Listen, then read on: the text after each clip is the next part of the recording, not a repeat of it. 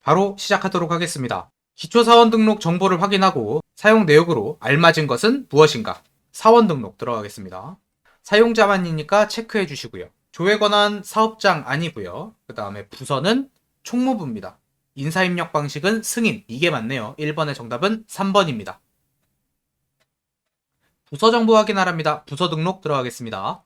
1300번 기획부의 종료일은 2019년 12월 31일이다. 맞고요. 전체 사업장에 현재 사용 중인 부서는 8개이다. 하나, 둘, 셋, 넷, 다섯, 여섯, 일곱, 여덟. 맞습니다. 얘는 끝났으니까요. 본사 사업장에 사용 중인 부서는 5개이다. 하나, 둘, 셋, 넷이라고 할 수도 있는데 여기 밑에 하나 더 있어요. 지금 함정 문제예요. 얘 빼고 밑에 하나 더 있습니다. 그래서 5개 맞습니다. 현재 사용 중이며 사천 생산부문에 속한 부서는 4100 생산부만 해당한다. 그래서 2번의 정답은 4번입니다. 야, 나 이렇게 페이크 준 건 처음이네. 인사급여 기준에 대한 설정을 확인하래요. 급여 환경 설정.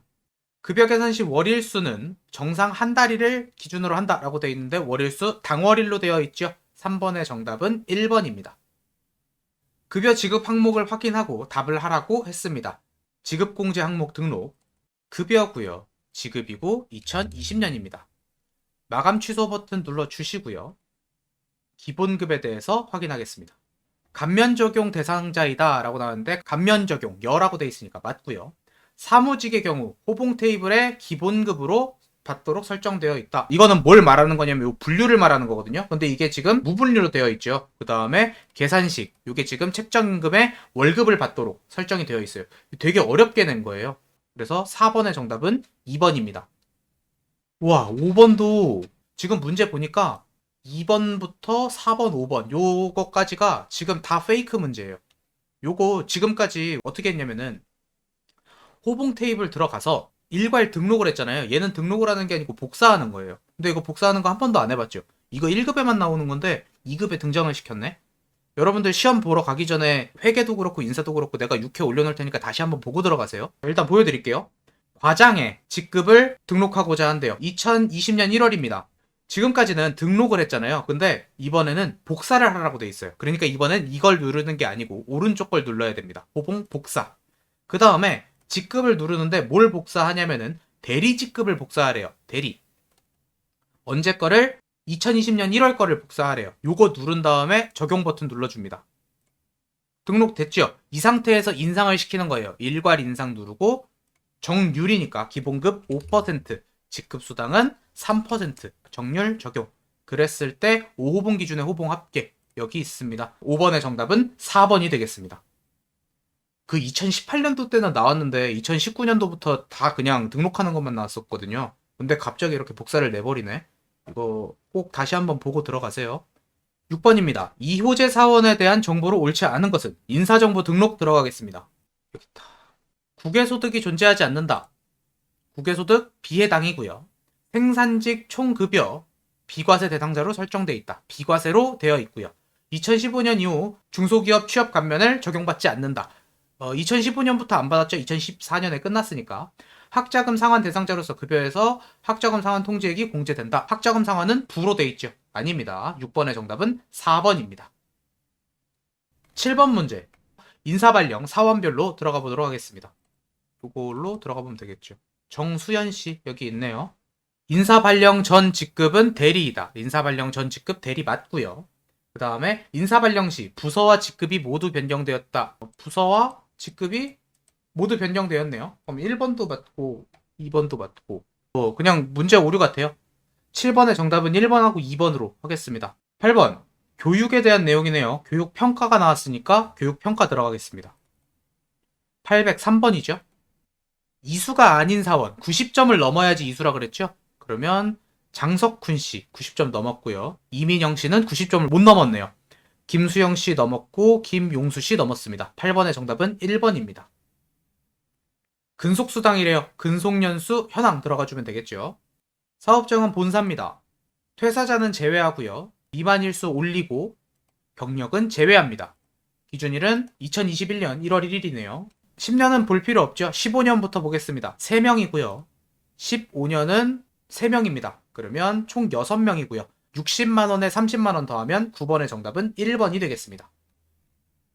자격증 나왔어요. 자격증 나왔으면 사원정보 현황 들어가면 되겠죠. 자격증 탭 눌러주시고요. 자격증은 ERP 2급입니다. 퇴직 제외 눌러주시고요.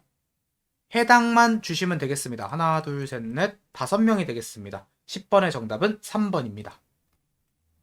11번 문제. 책정임금을 새로 계약했대요. 책정임금 등록해 주시면 되겠죠. 인사정보 등록 들어갑니다. 박용덕 씨죠. 2020년 11월 입력해 주시고요. 새로 추가 눌러주십니다.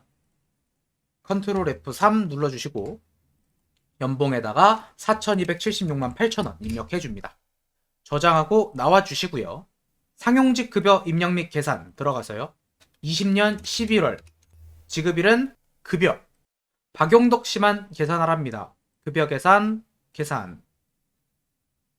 차인지 금액 봐주시면 되겠죠. 11번의 정답은 2번이 되겠습니다.